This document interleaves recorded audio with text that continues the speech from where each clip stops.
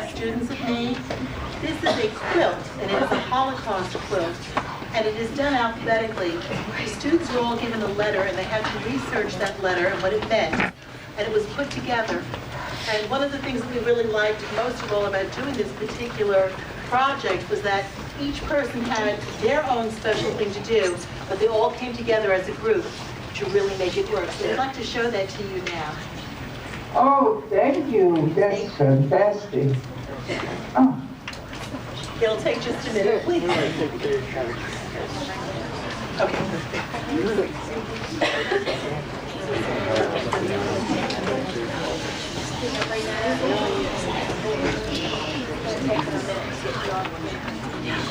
Wow. Well, I tell you, I'm proud of you people beyond expectations. This is some production.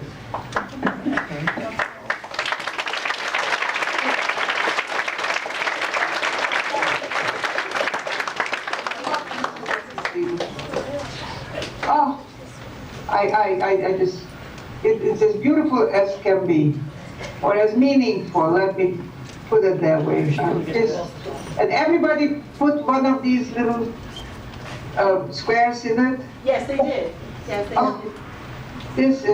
This is gorgeous. I thank you. I cannot say enough. I mean, this is the best reward I get for, at my young age, to go day in, day out and teach young people.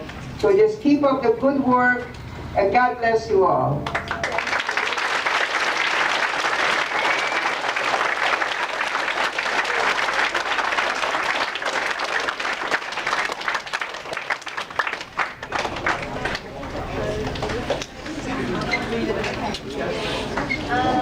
We made butterflies, and on our butterflies, we had to respond to 3 assessment questions. 1, what surprised you the most about this study? 2, what was the most important lesson you learned? And 3, what did you enjoy the most about this study? And we have some butterflies to show you. That's great too. Yes. Are the butterflies for the children who didn't make it? Yes. Yes. You know, we lost 1.5 million babies. Yes. That's an awful lot of human beings that could have contributed to society. But thank you for remembering. Go ahead. Go ahead. This is the first answer response to this question. I was surprised when I was looking up types of torture, and I saw how cruel the Nazis tortured the Jews. I didn't and still don't understand how anyone could be so cruel to other people. It broke my heart. The most important lesson I will take away from this study is that the Holocaust was too terrible to describe with words, and that we are never to repeat that time of history. My favorite part of the project was making the quilt because I enjoyed making my quilts and because when it goes to the museum in Florida, it will be a great opportunity for other people to learn as much about the Holocaust as we did.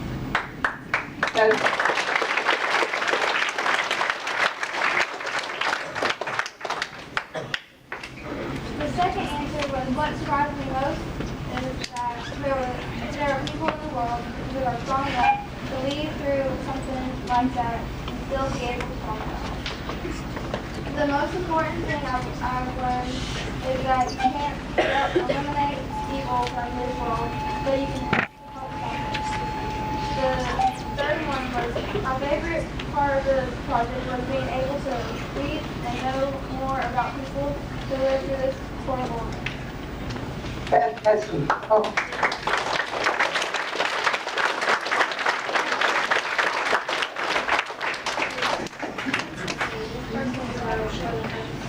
This person wrote for the first question, what surprised me the most about this project was that more than just Jews were killed and they were taken to concentration camps.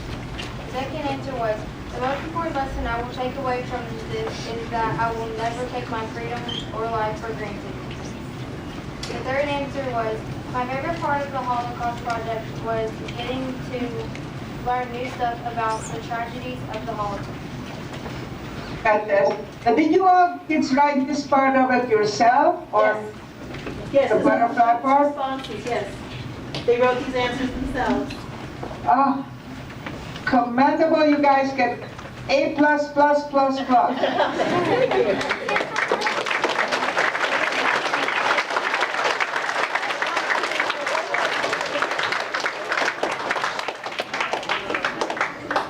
This person wrote, what surprised me the most about the Holocaust was that people could be this cruel to other humans. My favorite part of the project was learning more about the Holocaust. I knew some things, but I learned a lot more. I know more, and I can teach the world and make sure the Holocaust never happens again. Great stuff, yes. Yes. The most important lesson I learned and will share with the world and keep forever is to stand up for what you believe in and never let anything like the Holocaust happen again. For as long as I live, I will never let it happen again.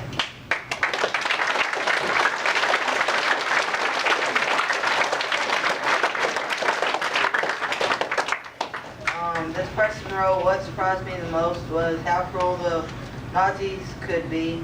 The way they tortured even little children is terrible. The second thing they wrote was, the most important lesson I will take away from this lesson is that all people are equal. Just because they're different, it doesn't give you the right to be cruel. The third is, my favorite part of the project was making a quilt because it was cool. Green, all done together. Congratulations to you too. All of you. I have a question to the teacher, Yes. and that is, how many months did you all put into this project to make it this powerful? Probably 2 months. Probably about 2 months. Well, you are a commendable teacher. My congratulations.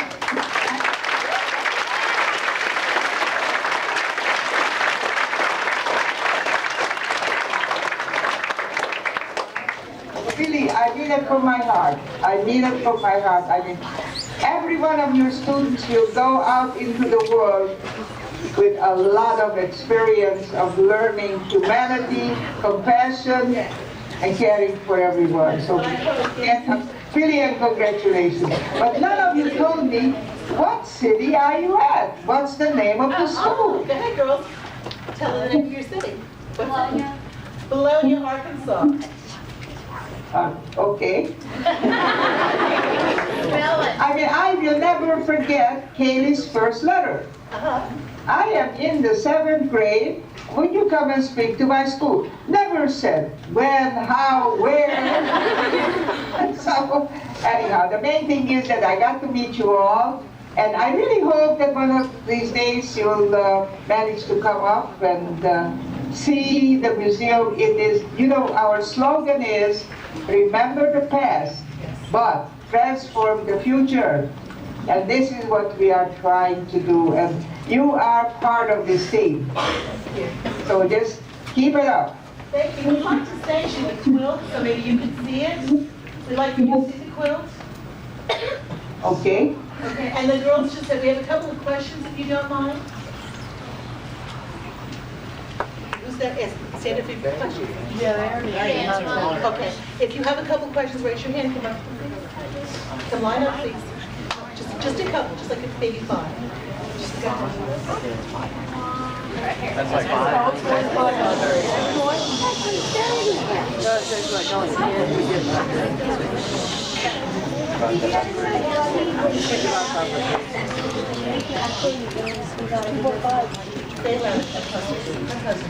Did you ever feel guilty when you got out and none of your family was there and none of your friends was there on the train? You got out and This one very good. Teacher, interpret. Did you ever feel guilty whenever your family didn't make it that you did? I missed the beginning. I'm sorry, but I missed the beginning. Say it again. She's asking, did you feel guilty when you survived and your family did not? Well, it was a horrendous shock. Recognizing the fact that I am an orphan and I'm all alone. And but I'll tell you what, first of all, I believe in God. I always have, and God has guided me through many difficult spots. Matter of fact, let me throw this in. One time I spoke to a group of youngsters your age, and one little boy said to me, have you considered giving up your religion after all this? And I said, I paid such a high price for being a Jew that now when I live in luxury, I most certainly am proud to be one. But to get back to your question, you know, it is a very difficult road to get acclimated with the world at that young age all alone. But thank God for volunteers. That's another important thing for all of you to learn. Because through the many, many volunteers who really looked out for me, helped me in every possible way, made my life easier. So I wish you well, and I hope that all of you understood what I tried to say. If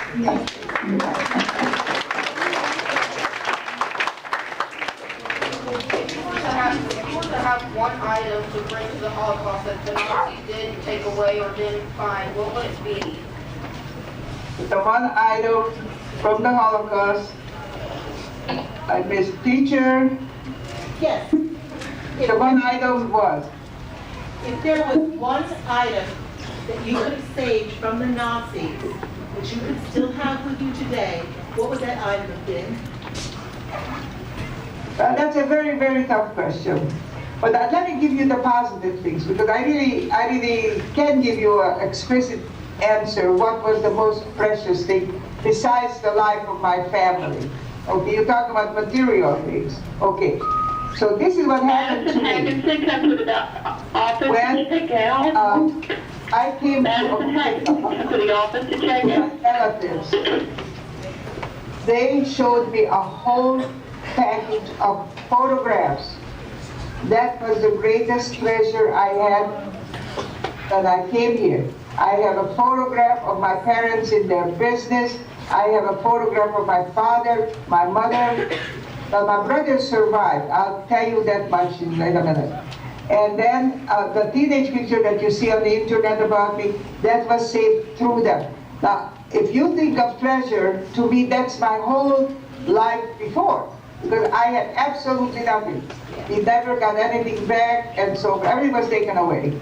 So that is, at this point, that is to me the most important material treasure. Okay? Thank you so much. Thank you.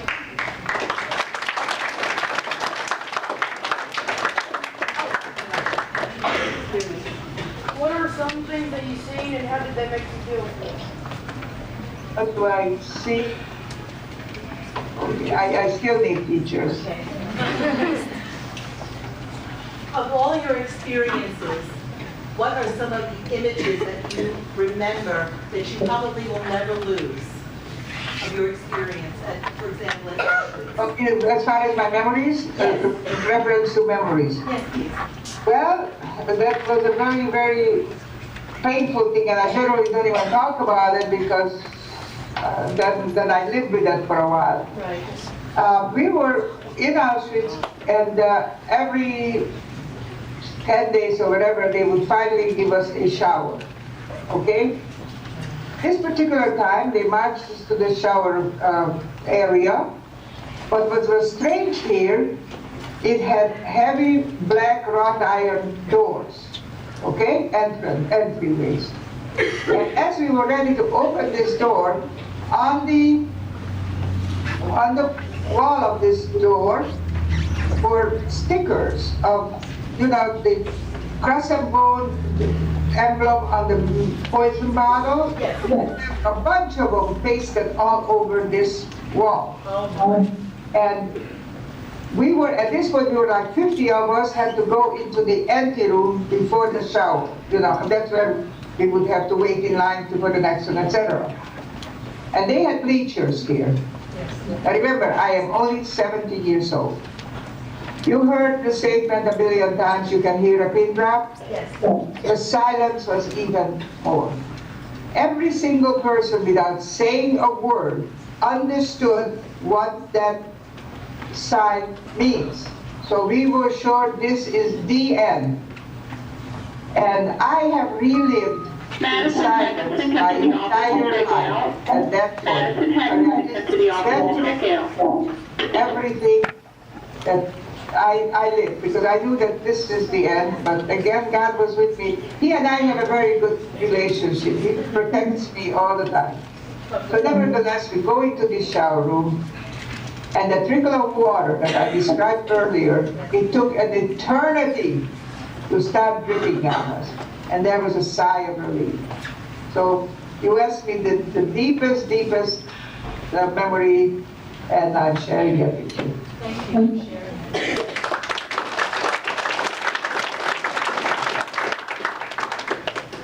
I think it just about translate, because some of the microphone doesn't pick up their voices as well. Okay, I'm sorry. Yes.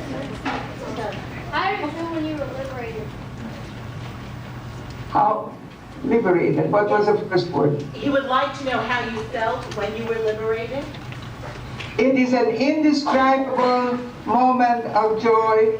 Matter of fact, that those two soldiers saw us, they were crying as well as we were crying. They were hugging and kissing and crying all at once.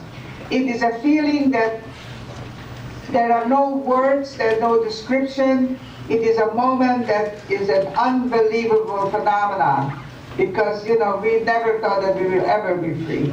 So, yes, that was the moment.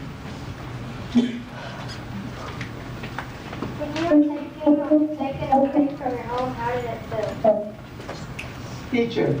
She would like to know how it felt when you were taken away from your home. Honey, there are no words for that kind of feeling. We were pushed and shoved, like I told you earlier. And I tell you how bad I felt after the war. I'm answering you kind of in a roundabout way. I found out that my brother was alive when I was still in Germany liberated. So I found my way back to Hungary to look for him. But in those early days after the war, there was no post office, postal service, there was no transportation. It was a very chaotic situation. So I managed to get back to my hometown, and I found out that my brother is alive, but he is still in prison, but I'll tell you that afterwards. And then I went back to the house that I legally owned. I went into the house and I told the people who were living there, could I have a cot? We had what they call a summer kitchen. It's almost like a garage on the yard, but you could cook there. It had a cot there. I said, could I have just a cot in the summer kitchen until I find my way?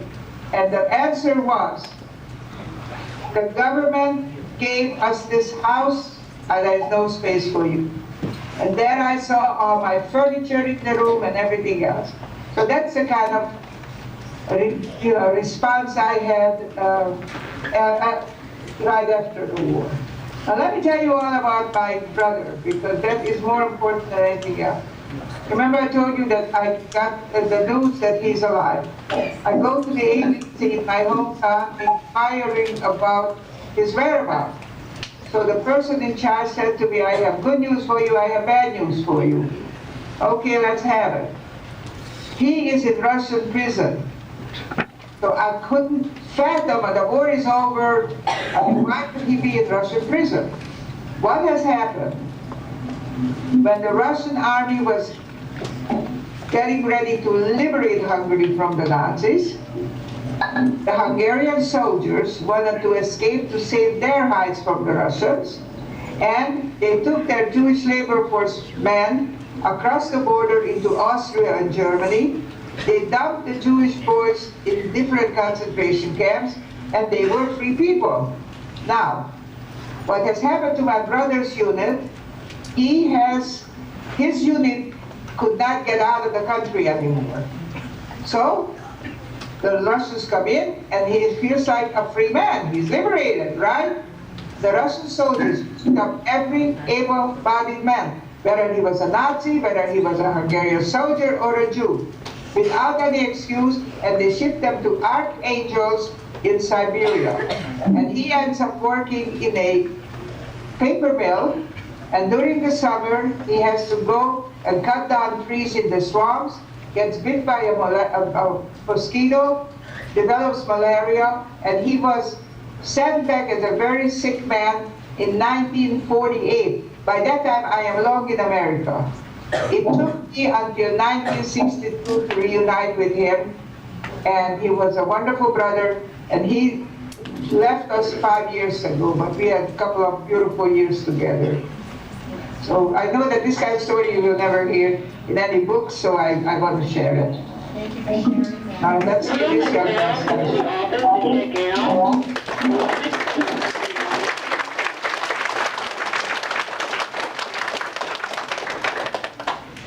What was the you missed most when you were taken away? What's the rest of the words? What was it you missed the most after you were taken away? What was I missed more after we were taken away? Yes, what did you miss the most after you were taken away? Missed the most? Yes. Ah! Food. It is as strange as it sounds, because we were so hungry. Oh. I don't want anybody to be hungry anywhere in this earth. So that besides the emotional things, besides the physical, material things like clothing and all that stuff. No, food. Okay. And what has happened, I might as well go a step further here.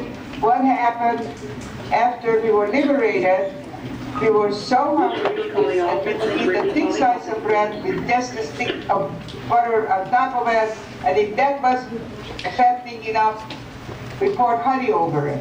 I won't tell you our condition afterwards, but that's how starved out we were. Wow. Okay, now this young man with the silver dollar shirt. How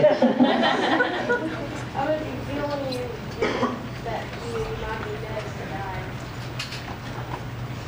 How did you feel when you thought you might be the next person to die?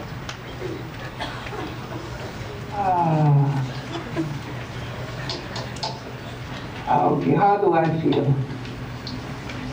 It's a certain emotional moment, you know? Are you talking about the Nazis? Yes. Say that? Okay. Right now there's a very important court case going on in Germany. And that deals with a former Nazi prison guard. And I just wrote, I was interviewed by the local paper, and I wrote, I'll send it to Kaylee, you can read it. Oh, great, thank you. And you'll explain that you can interpret it to him. Okay? Okay, thank you. All right.